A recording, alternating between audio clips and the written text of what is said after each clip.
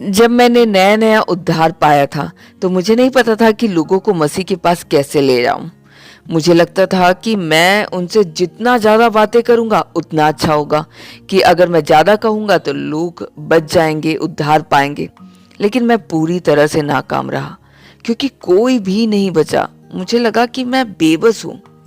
बाद में एक लेडी मिशनरी मिस ग्रोव से मिला। उन्होंने मुझसे पूछा कि जब से मैंने उद्धार पाया है मैंने कितनी आत्माओं को जीता है। मैंने जवाब दिया, मैंने अपने साथी सहपाठियों को सुसमाचार सुनाया था, लेकिन वे सुनते नहीं थे और इसलिए गलती उनकी थी।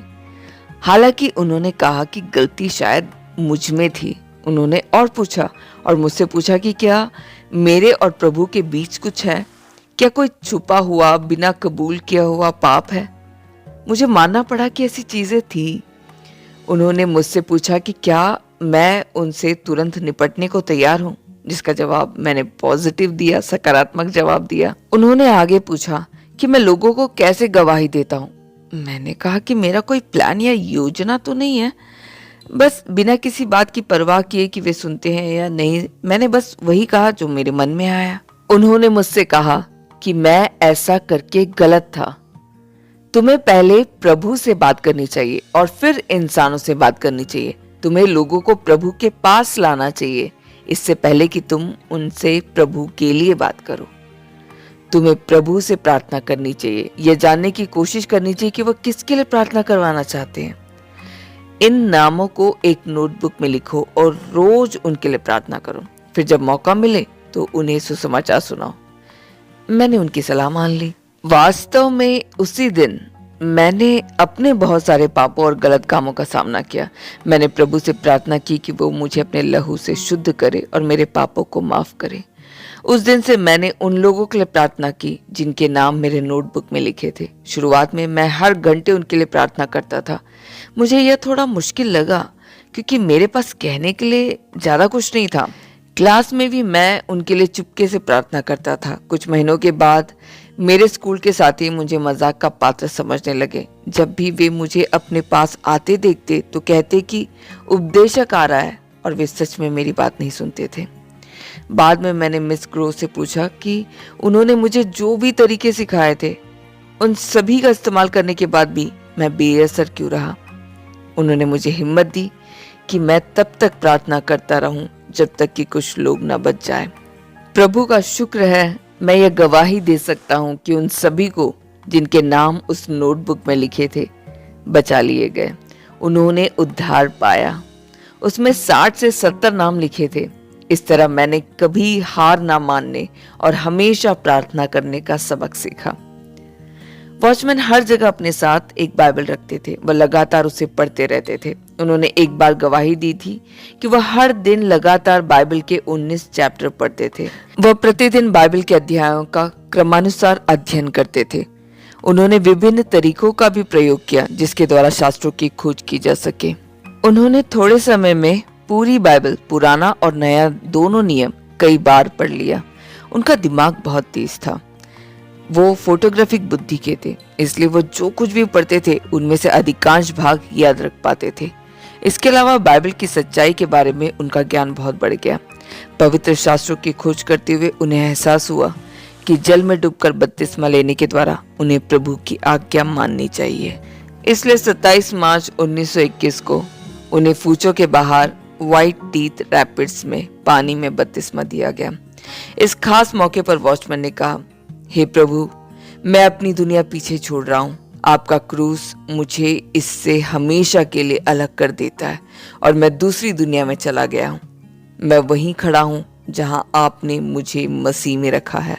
वॉचमैन दिल से बाइबल में लिखी हर बात मानना चाहते थे। इसलिए जैसे जैसे वो परमेश्वर के वचन की पढ़ाई करते गए उन्हें प्रभु की मेज पर यीशु की मौत को सादगी से स्मरण करने की जरूरत महसूस हुई। उन्होंने अपने दोस्त लेलन वोंग से बात की जिसका भी यही मानना था, और इस तरह 1922 रविवार की एक शाम, साल की शुरुआत में उनमें से 3 लेलिन और उनकी पत्नी और वॉचमैन ने एक छोटे से घर में जहां वोंग रहते थे प्रभु भोज की रोटी खाई। उन्हें इस तरह प्रभु की आराधना करते हुए बहुत खुशी और सुकून मिला। बाद में उनके साथ और भी लोग शामिल हो गए। अपनी आध्यात्मिक तरक्की के लिए वॉचमैन ने मदद के लिए मिस मार्गरेट ई बार्बर की तरफ रुख किया। मिस बार्बर पहली बार 1899 में चर्च मिशनरी सोसाइटी के साथ फूचो आई थी, लेकिन फिर 1920 में वह किसी भी मिशन बोर्ड से आजाद होकर सिर्फ प्रभु पर निर्भर होकर फूचो लौट आई। वह व्हाइट टीथ रॉक में एक बंगले में रहती थी। वह और उनके साथी मिस एल बेलार्ड ने खुद को यह प्रार्थना करने के लिए समर्पित कर दिया था कि प्रभु ऐसे जवान लड़कों और लड़कियों को खड़ा करे जो ग्रामीण चीन को मसीह के लिए जीत सके। जाहिर है इन जवान विश्वासियों ने मदद के लिए उनकी तरफ रुख किया। वॉचमैन ने अपने उद्धार की कहानी बताते हुए कहा, उस दौरान मुझे लगा कि पवित्र आत्मा की शक्ति के बिना मैं काम में असरदार नहीं हो पाऊंगा। मुझे प्रभु के सामने इस समस्या से सावधानी से निपटना होगा। मुझे पवित्र आत्मा की शक्ति की जरूरत थी, इसलिए मैं सलाह के लिए फिर से अपनी आध्यात्मिक बहन मिस बार्बर के पास पहुंचा। मैंने उनसे कहा कि मेरे समुदाय में बहुत कम लोग बचाए जा रहे हैं। क्या मुझे पवित्र आत्मा की शक्ति पाने की जरूरत है या पवित्र आत्मा से भरने की जरूरत है ताकि मैं और अधिक आत्माओं को जीत पाऊं? उनका जवाब था हाँ। उस समय मैं बहुत छोटा था और स्पिरिचुअल चीजों के बारे में अनजान था। मुझे पता था कि परमेश्वर ने मेरा उद्धार किया है और मुझे बुलाया भी है। हालांकि मुझे अभी पूरी जीत नहीं मिली थी, लेकिन मैंने अपनी जिंदगी में कई गलत चीजों को छोड़ दिया था। मैंने उनसे आगे पूछा कि क्या उनके पास पवित्र आत्मा से भरने का कोई तरीका है। उन्होंने जवाब दिया कि मुझे खुद को परमेश्वर को समर्पित करना होगा। मैंने उनसे कहा कि मैंने खुद को पहले ही परमेश्वर को समर्पित कर दिया है, लेकिन मैं अभी भी खुद को देख पा रहा हूँ। मुझे स्वयं का स्वरूप दिखाई देता है। मैं और कैसे समर्पित कर सकता हूँ? उनका जवाब था कि मुझे परमेश्वर से अपने समर्पण को स्वीकार करने के लिए प्रार्थना करना चाहिए, जैसे मैं लोगों से अपना तोहफा स्वीकार करने के लिए कहता हूँ। जब मैं पूछता रहा कि कैसे, तो उन्होंने मुझे एक कहानी सुनाई। मिस्टर प्रिगिन एक प्रभावशाली होशियार नौजवान थे। जब वे एक चर्च में पादरी थे तो उसी समय वे डॉक्टर ऑफ फिलोसफी की डिग्री के लिए पढ़ाई भी कर रहे थे। आखिरी मौखिक परीक्षा से 2 महीने पहले जब उनके प्रोफेसर ने उन्हें भरोसा दिलाया था कि उन्हें इसे पास करने में कोई दिक्कत नहीं होगी, तब प्रभु ने उन्हें अपनी ख्वाहिश छोड़ने की चुनौती दी। कुछ समय से वे परमेश्वर से उन्हें पवित्र आत्मा में भरने के लिए प्रार्थना कर रहे थे, क्योंकि उन्हें अपनी असंतोषजनक आध्यात्मिक जीवन और अपनी निर्बलता का एहसास था। उन्होंने प्रभु से यह कहकर बहस करने की कोशिश की कि एक डॉक्टर ऑफ फिलोसफी से सेवा करवाना उनके लिए कितना शानदार होगा। हालांकि प्रभु ने उन्हें दिखाया कि उन्हें ऐसी कोई जरूरत नहीं है। अगर वे सच में पवित्र आत्मा में भरना चाहते थे तो उन्हें यह परीक्षा नहीं देना चाहिए। वे उलझन में थे। वे इस बात पर 2 महीने तक सोचते रहे, जब तक कि अगले सोमवार को उनके एग्जाम से ठीक पहले वाला शनिवार नहीं आ गया। वह रविवार को चर्च में देने वाले संदेश को प्रभु से पाने का इंतजार भी कर रहे थे। वह अब भी इस आंतरिक संघर्ष से परेशान थे।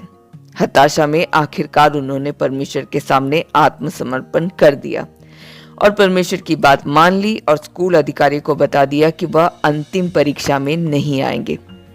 फिर वो इतना थके हुए थे कि अगले दिन के संदेश की तैयारी वो नहीं कर पाए। अगले दिन उपदेश देने के लिए मंच पर चढ़ते समय उन्होंने बस लोगों को वही कहानी सुनाई जो उनके साथ अभी अभी हुई थी। पूरी मंडली में किसी की भी आंखों में आंसू नहीं थे, मगर बाद में वह एक ऐसा इंसान बना जिसे परमेश्वर ने बहुत अधिक उपयोग किया। 1936 में कुलोंगसू कॉन्फ्रेंस में वॉचमैन ने कहा, यह कहानी सुनने के बाद मैंने प्रभु से कहा कि मैं पवित्र आत्मा की शक्ति पाने के रास्ते में आने वाली सभी रुकावटों को दूर करने के लिए तैयार हूँ। 1920 और 1922 के बीच मैंने अपने पाप कबूल किए थे और कम से कम 200 से 300 लोगों से माफी मांगी थी। मुझे लगा कि हर एक पाप एक रुकावट है। अगर मैं इन सभी पापों से छुटकारा पा लूं तो मुझे जरूर शक्ति मिलेगी। फिर भी ये सब करने के बाद भी मुझे शक्ति नहीं मिली। जनवरी 1922 तक तेजे गार्डन में प्रभु के लोगों की एक छोटी सी सभा हो चुकी थी। मुझे एक दिन याद आया कि मुझे उसी दिन प्रचार करना है। इसलिए मैंने अपनी बाइबल खोली, एक सही विषय खोजने की कोशिश की। मैंने भजन 73 का आयत 25 पढ़ा, जिसमें लिखा था, स्वर्ग में मेरा और कौन है, तेरे संग रहते हुए मैं पृथ्वी पर और कुछ नहीं चाहता।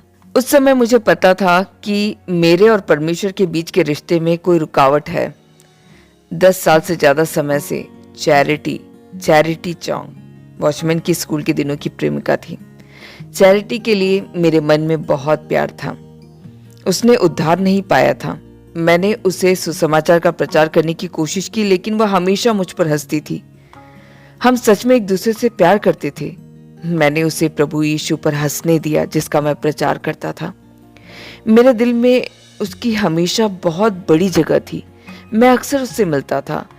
मैंने खुद से पूछा कि क्या मुझे उसे अपने दिल में ऐसी ही जगह देते रहना चाहिए। हम सब जानते हैं कि जब कोई जवान आदमी प्यार में होता है तो उसके लिए उसे छोड़ना बहुत मुश्किल होता है। हालांकि मैंने अपने होठों से परमेश्वर से कहा था कि मैं उसे छोड़ने को तैयार हूँ, लेकिन मेरे दिल में मैं ऐसा करने को तैयार नहीं था। मैंने अब भजन संहिता में वह आयत फिर से पढ़ा। मैं ईमानदारी से कह सकता हूँ कि मैं उसे छोड़ नहीं सकता था। उस पूरे हफ्ते मैं यह नहीं कह सका कि स्वर्ग में मेरा और कौन है तेरे सिवा, तेरे संग रहते हुए मैं पृथ्वी पर और कुछ नहीं चाहता। परमेश्वर की आत्मा ने इसी मुद्दे पर उंगली रख दी थी जो मेरे पवित्र आत्मा में भरने में रुकावट थी। उस खास दिन मैं फिर से प्रचार करने गया, हालांकि मुझे नहीं पता था कि मैं किस बारे में प्रचार कर रहा हूं। बाद में मैंने प्रभु से बात करना शुरू किया। मैंने उनसे कहा कि पहले मुझे ताकत दे और फिर मैं उसे छोड़ दूंगा। लेकिन परमेश्वर कभी इंसानों से तर्क नहीं करते। अपनी जवानी में मैंने परमेश्वर से बहुत से वादे किए थे। मैं तिब्बत जाकर सुसमाचार का प्रचार करूंगा।